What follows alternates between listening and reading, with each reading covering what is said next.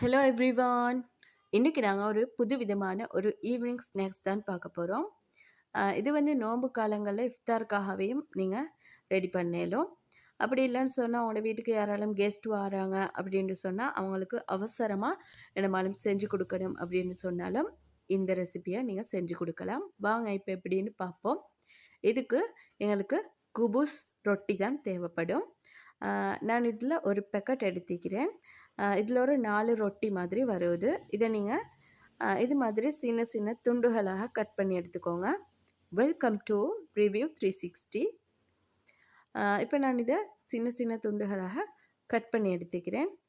நீங்கள் இப்போ தான் எங்களோட சேனல் ஃபஸ்ட் டைம் பார்க்குறீங்கன்னு சொன்னால் மறக்காமல் சப்ஸ்கிரைப் பண்ணி வச்சுக்கொள்ளுங்க. அப்போ தான் இது மாதிரியான புது வகையான நிறைய ரெசிபீஸை உங்களுக்கும் பார்த்து செஞ்சு கொள்ளக்கூடியதாக இருக்கும். இப்போ இதை நான் வெட்டி வச்சுக்கிற இந்த குபூஸ் ரொட்டியெல்லாம் நல்லா ஃப்ரை பண்ணி எடுத்துக்கொள்வோம் ஆயிலில். இப்போ இதெல்லாம் நான் நல்லா ஃப்ரை பண்ணி எடுத்துட்டேன். இது நல்லா கிறிஸ்பியாக மொறுண்டு வைக்கேன். இப்போ இதுக்கு எங்களுக்கு ஒரு 3 உருளைக்கிழங்கு மாதிரி தேவைப்படும். அதுக்கு நாங்கள் மஞ்சள் உப்பு எல்லாம் சேர்த்து இது போல் நல்லா அவிச்சு எடுத்து வச்சுக்கிறேன். இப்போ இதுக்கு கேரட், அடுத்தது சின்ன வெங்காயம், பச்சை மிளகாய், கறிக்குச்சிக்காய், தக்காளி, தேசிக்காய் இதெல்லாம் தேவைப்படும். முதல்ல சின்ன வெங்காயம், அடுத்தது நாங்கள் எடுத்து வச்சுக்கிற ஒரு கேரட், ஒரு தக்காளி, அடுத்தது கொஞ்சமாக கறிக்கொச்சிக்காய், அடுத்து பச்சை மிளகாய் எல்லாம் சேர்த்துக்கோங்க. அடுத்து கொஞ்சமாக இதுக்கு உப்பு, அடுத்து தேசிக்காவும் புளிஞ்சிங்கன்னு சொன்னால் இன்னும் சூப்பராக இருக்கும். ஒரு புளிப்பு தன்மையோட இந்த ரெசிபி இன்னும் நல்லாவே இருக்கும். இப்போ இதை நல்லா மிக்ஸ் பண்ணி எடுத்துக்கோங்க. இதுக்கு கொஞ்சமாக மிளகுத்தூளும் சேர்த்துக்கோங்க.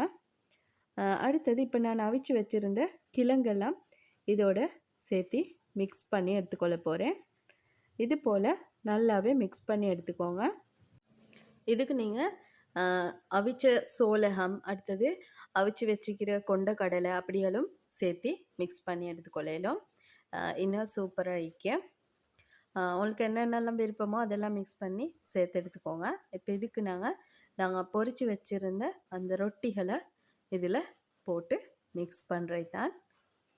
நீங்களும் மறக்காமல் இந்த ரெசிபி ஒரு முறை ட்ரை பண்ணி பாருங்கள். வேறு லெவல் ஆகிக்கும். நான் ஒரு இடத்துல சாப்பிட்டு எனக்கு ரொம்பவே பிடிச்சனால தான் இந்த ரெசிபியை நான் ஒரு முறை ட்ரை பண்ணி பார்த்துருந்தேன். என் ஹஸ்பண்டுக்கும் கூட இந்த ரெசிபி நல்லாவே இருந்துச்சு. நீங்களும் உங்களோட ஹஸ்பண்ட்மாருக்கு செஞ்சு கொடுத்து அசத்துங்க. மறக்காமல் செஞ்சுட்டு இந்த ரெசிபி எப்படி வந்துச்சுன்னு சொல்லி கமெண்ட்டில் சொல்லுங்கள். பாய்.